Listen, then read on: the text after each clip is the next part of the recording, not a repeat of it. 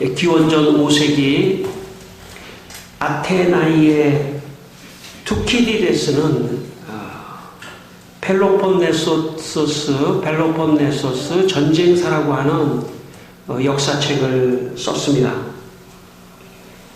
투키디데스는 실제로 아테나이 군대의 장교로 전쟁에 참전해서 전쟁에서 일어나는 일들을 하나하나 전부 기록해 두었다가 훗날에 역사책을 썼습니다.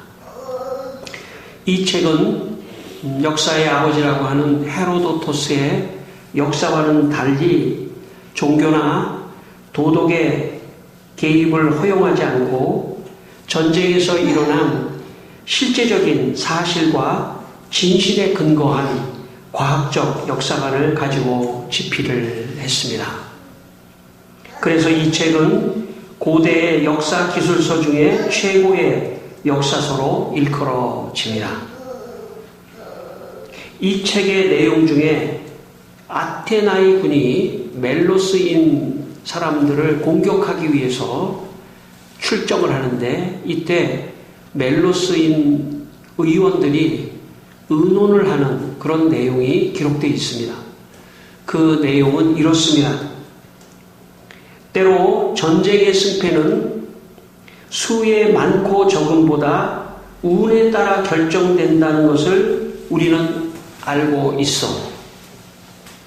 그리고 우리가 항복하면 우리의 희망은 모두 사라지지만 우리가 전쟁에 나가 행동하는 동안에는 우리가 바로 설 수 있다는 희망이 남아 있겠지요. 자, 희망을 가지고 나가서 싸웁시다. 그런 내용이 기록되어 있습니다. 인간의 삶 속에서 희망이 참 중요합니다. 인간이 희망을 잃어버리는 순간 모든 것을 잃어버릴 수 있기 때문입니다.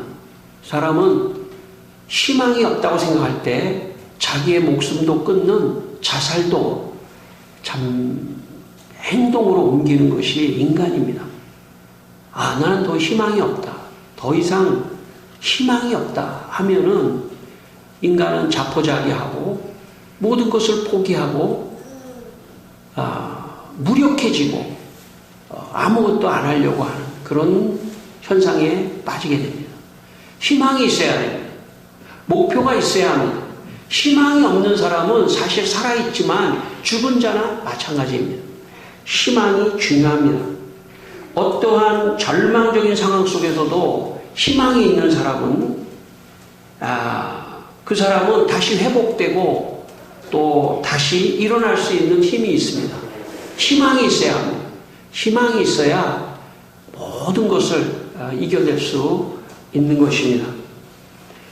여러분의 삶 속에서도 어떠한 절망이 온다고 하더라도 낙심하지 마시길 바랍니다. 희망을 가져야 합니다. 좋은 일이 있을 것이다.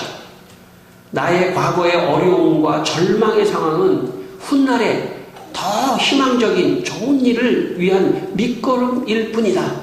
이렇게 생각하고 모든 것을 희망적으로 생각하게 되시기를 바랍니다. 욥기 11장 18절에 이런 말씀이 있습니다.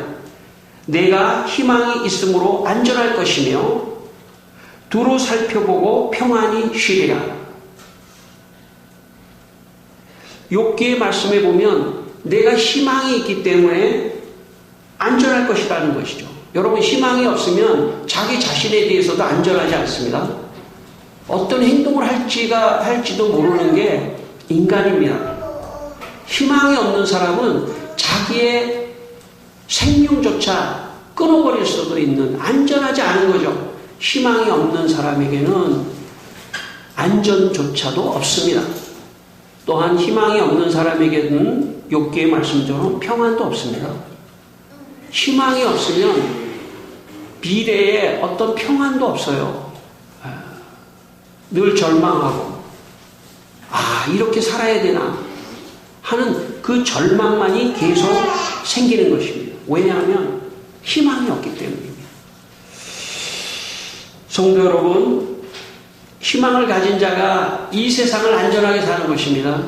희망을 가진 자가 이 세상을 평안하게 사는 것입니다. 이 시간 희망의 원천이신 하나님께서 여러분 모두에게 희망을 주시기를 바랍니다. 이 시간 여러분 모두에게 하나님이 희망을 주십니다. 나에게 희망을 주십시오 하면서 기도하면서 여러분 말씀을 듣게 되시기를 바랍니다. 오늘 본문 8절 말씀을 한번 다시 읽겠습니다. 오늘 본문의 8절 말씀을 한번 다시 읽겠습니다. 그 지역의 목자들이 밤에 밖에서 자기 양떼를 지키더니, 예. 베들레헴에 살고 있었던 이 목자들에게 어느 날 자기 양떼를 밤에 지키고 있었습니다. 여러분, 이 목자들은 사실 그 당시에 가장 하층민의 사람들입니다. 밤에 밖에서 일하는 사람, 오늘날도 마찬가지죠. 밤에 밖에서 일하는 사람, 그 사람들이 가장 어려운 사람들입니다. 목자들이 그런 사람들이었습니다. 밤에 밖에서 양떼를 지키고 있었던 사람들입니다. 여기 이스라엘은 당시에 로마의 지배를 받았던 속국이었기 때문에 아마 이 양떼를 잘 키워서 양털을 깎아가지고 좋은 양털이 나오면 그 양털을 다 로마로 보냈을지도 모릅니다. 그러니까 식민지의 백성이었기 때문에 우리도 과거에 일제 식민지 생활을 할 때 저기 전라도 같은 큰 참 농경지에서 농사를 져서 다 일본 사람들이 가져가지 않았습니까? 아마도 이 목자들이 양떼를 쳐서 양의 털을, 좋은 양털을 모아서 아마 로마로 다 뺏겼을지도 모릅니다. 그렇기 때문에 이 목자들에게 있어서는 사실 양떼를 친다는 것 자체가 굉장히 어려운 환경이었다고 볼 수도 있습니다.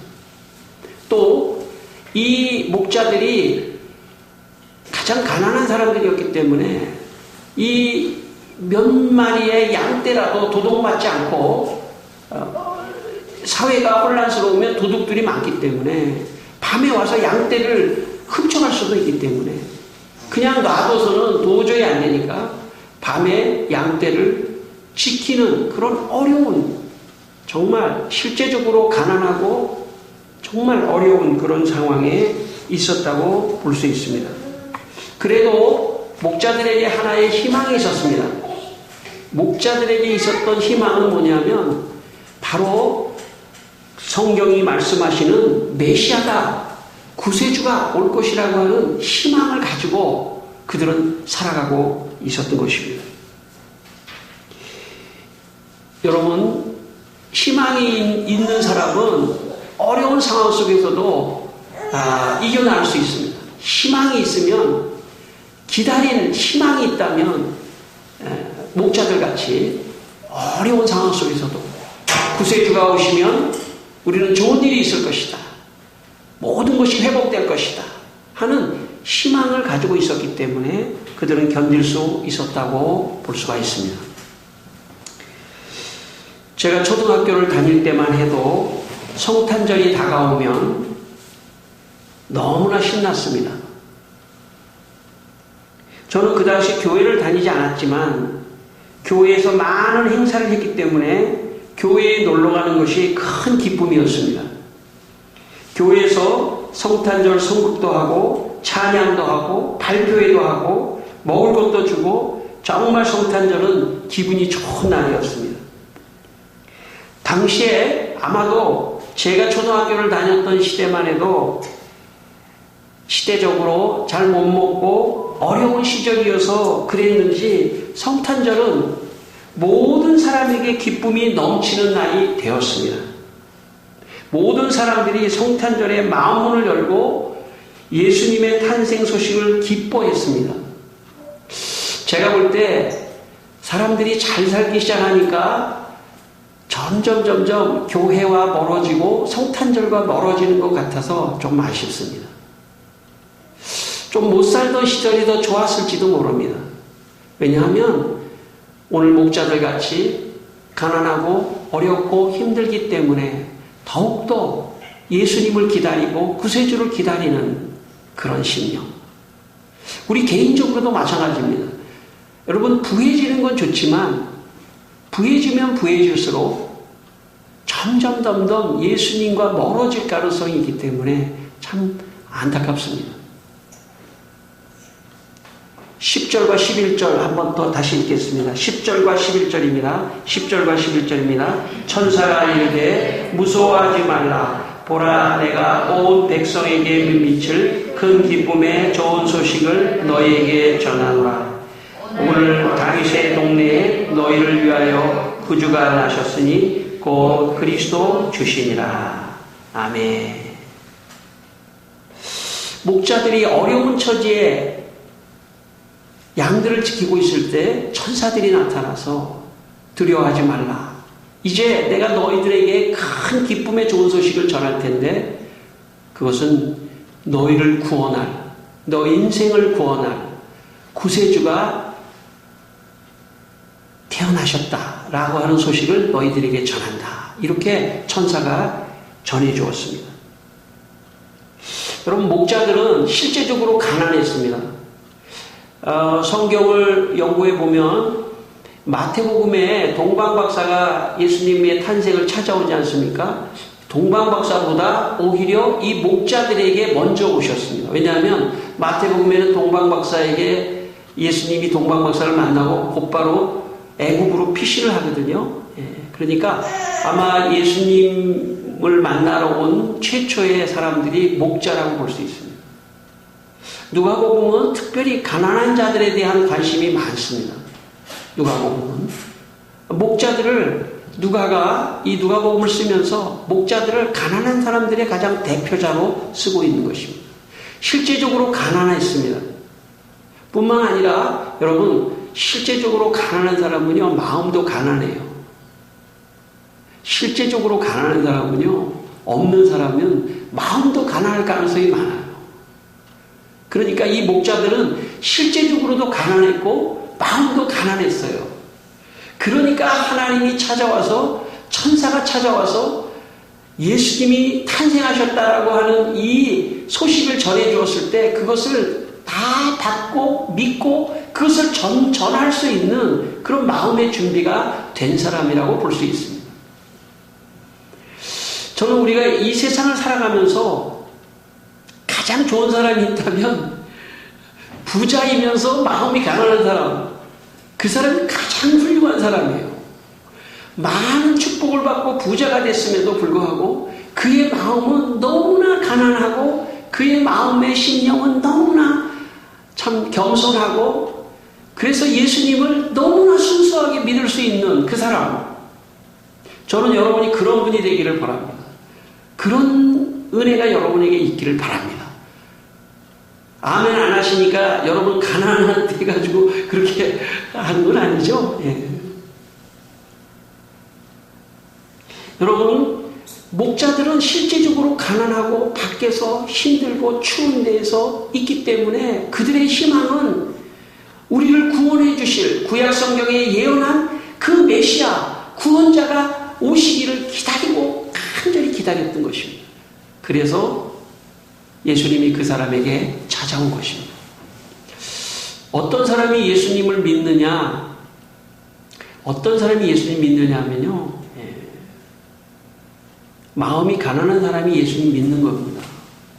마음이 교만한 사람은 절대로 예수님을 믿지 않습니다.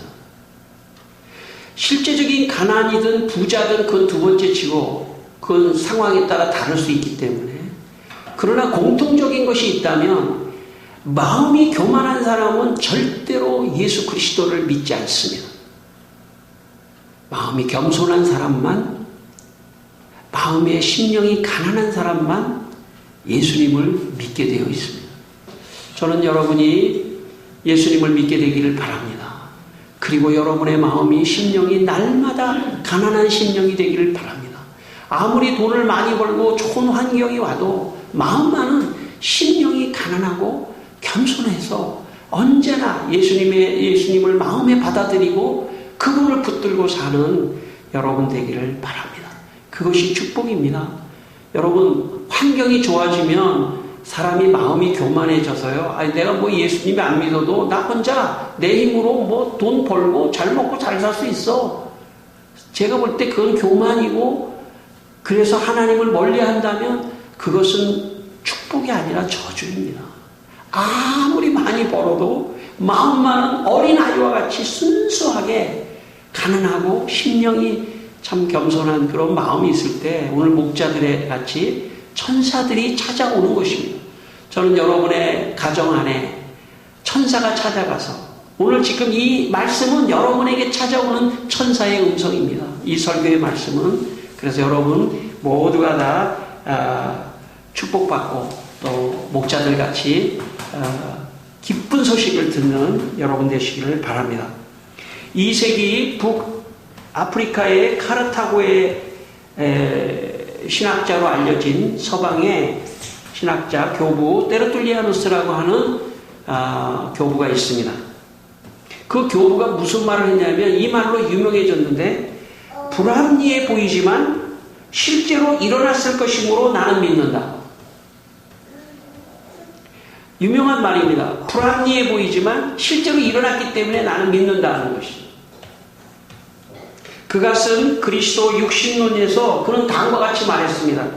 하나님의 아들이 죽으셨다는 사실은 어리석은 일이기 때문에 믿을 만한 것이다. 무덤에 묻히신 분이 부활하셨다는 사실은 불가능한 일이기 때문에 확실한 것이다.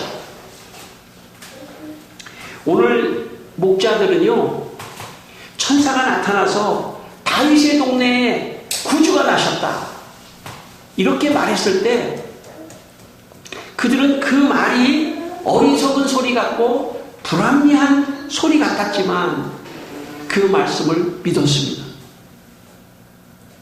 여러분, 교회를 다니면서 이웃을 사랑하라, 또 다른 사람을 용서하라, 뭐 이런 이야기는 충분히 다 받아들일 수 있을지는 모르겠어요.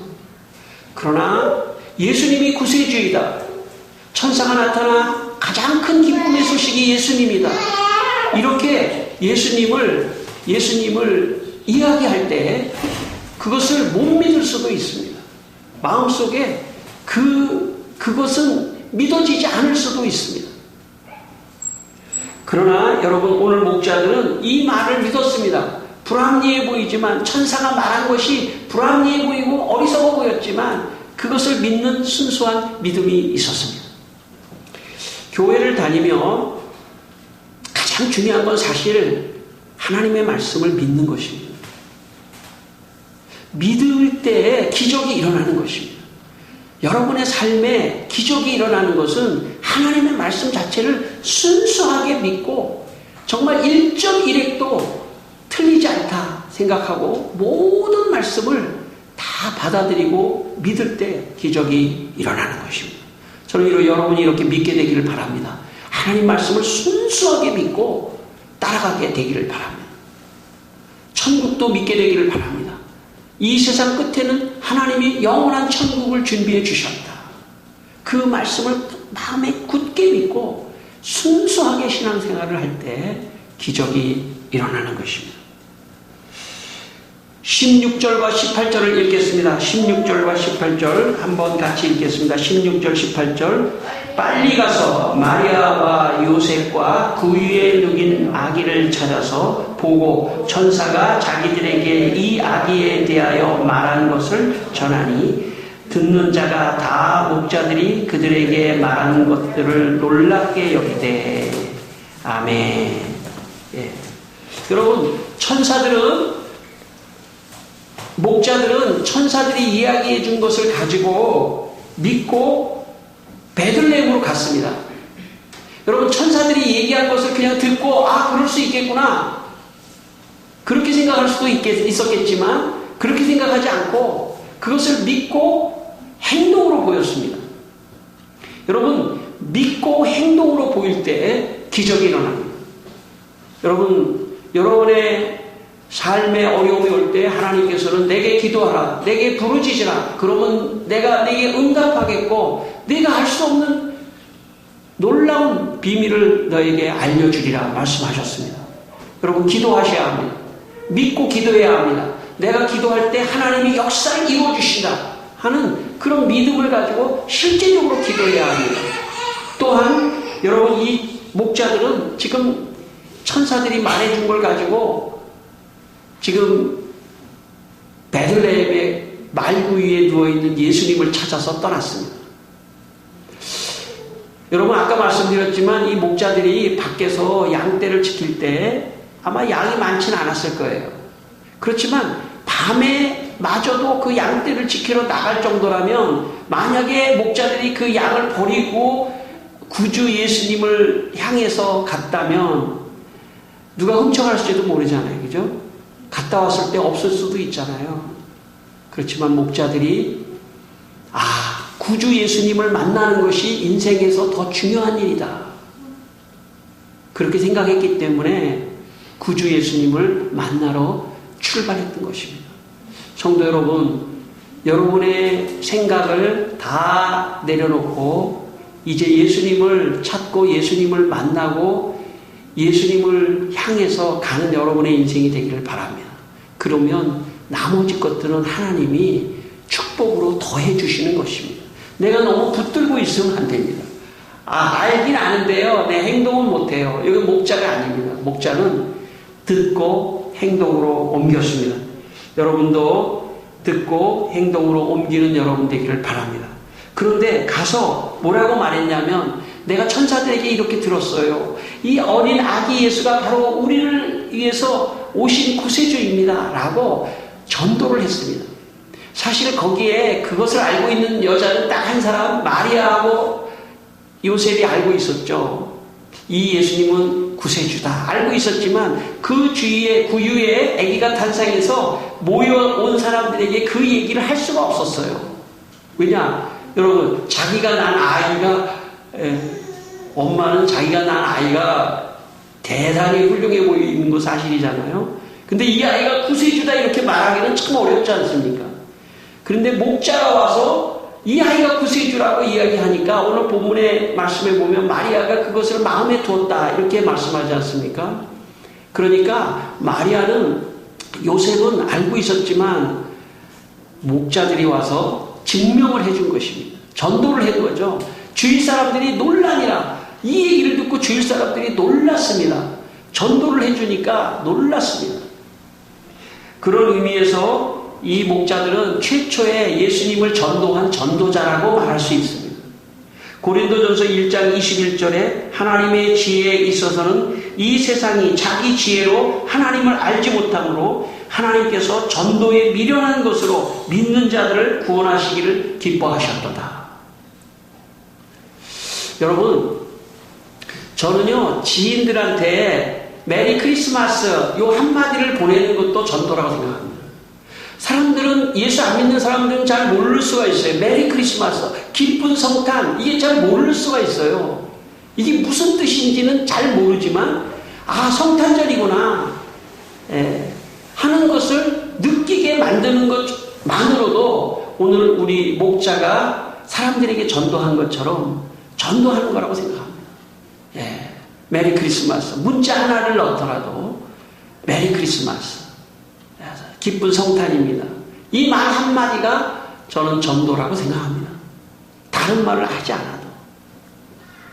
지금은 고인이 되셨지만 전 오늘의 교회에 담임 목사님이셨던 하영종 목사님은 23살의 젊은 나이에 폐병에 걸려 죽음의 위기를 맞이하게 되었습니다. 1년 동안 요양원에서 치료를 받으며 지냈습니다. 죽음의 문턱 앞에서 23살의 젊은 하영조는 일기에 이렇게 남겼습니다. 1966년 8월 4일 경기도 입석에서 수련회에서 그리스도를 인격적 구주로 영접하고 그분의 십자가와 피 묻은 손을 실제로 경험한 사건 때문에 내 인생은 달라졌다. 그 뒤 예수님을 정신없이 좋아했다. 먹고 자는 것은 문제가 되지 않았다. 밤이건 낮이건 전도했다. 구치소에 가서 사형수를 만났고 주일마다 인천까지 가서 전도했다. 그 무렵 나는 밤 12시 많은 버스에서도 예수 믿으세요 하며 다녔다. 전도하러 남산, 장충공원, 사직공원, 서울역 등등을 다니지 않은 데가 없었다. 전도하지 못한 나는 가슴을 치고 통곡할 것만 같았다. 가슴이 답답했다. 폐병에 걸려 죽음을 앞에 둔 위기의 상황에서도 23살의 청년 하용조는 때만 있으면 자기와 같이 죽음을 기다리는 환자들에게 요양소에서 전도를 했습니다. 그는 이렇게 일기에 남겼습니다. 나는 이곳에 보내진 전도자, 그리스도의 편지이다. 또 기침이 나는구나. 나의 죽음을 내놓고 기다린다. 전도 대상자 이씨, 조씨, 이씨, 윤씨, 정씨, 권씨. 성경 공부를 계속하기 위해 윤씨방에 찾아가니 소등하고 조용히 누워있었다. 나를 몹시 조롱하던 이씨와 함께 억지로 10분을 빼서 성경 공부와 기도하기로 했다. 윤씨와 성경 공부 등등. 그의 일기에는 23살에 폐병에 걸려 죽음을 앞에 둔 하용정. 그러나 그는 더 열심히 더 전도하며 하나님의 복음을 전했습니다. 당시 청년 하용조는 폐병으로 죽어가는 자기의 인생을 보며 그는 가난해졌습니다. 그는 심령이 가난했습니다. 그리고 심령이 가난해서 예수를 한 사람에게도 예수를 전도해야 되겠다라고 하는 생각을 가졌던 것입니다. 성도 여러분, 인간은 참 심령이 가난하기가 좀처럼 쉽지 않습니다. 아프지 않고 어려움을 당하지 않고 심령이 가난해지기가 참 어렵습니다. 그러나 가장 지혜로운 사람이 있다면 어떤 어려운 상황이 오지 않아도 더 겸손하게 심령이 가난해서 예수님을 사랑하고 그 예수님을 전도하는 그런 사람이 가장 축복받은 사람이고 지혜로운 사람입니다. 저는 우리 모두 또 여러분이 목자와 같이 예수님을 깊이 사랑하는 분들이 되시길 바라고 또 예수님을 전도하는 그런 분들이 되시기를 바랍니다. 마지막 20절입니다.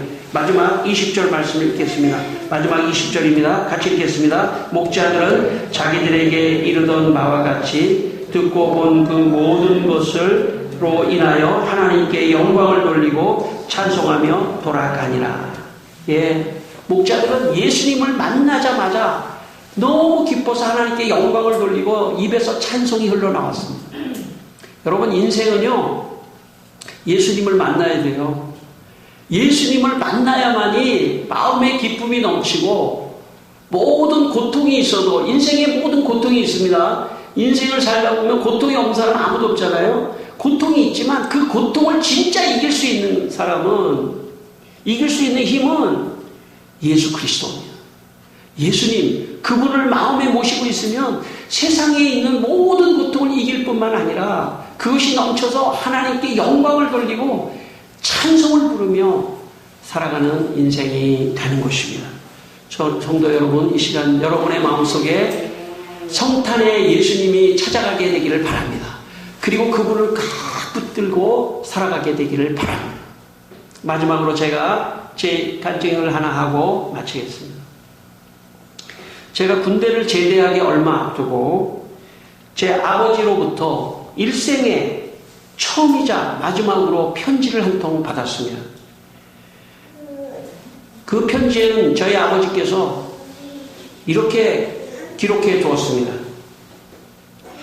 아버지 하시는 사업이 망해서 부도가 나서 이제 회사도 망하고 이제 집도 없으니까 내가 군대를 제대하고 이제 머물 곳이 없으니까 각오하고 제대해서 나오라고 그렇게 편지에 골자는 그렇게 쓰여져 있었습니다.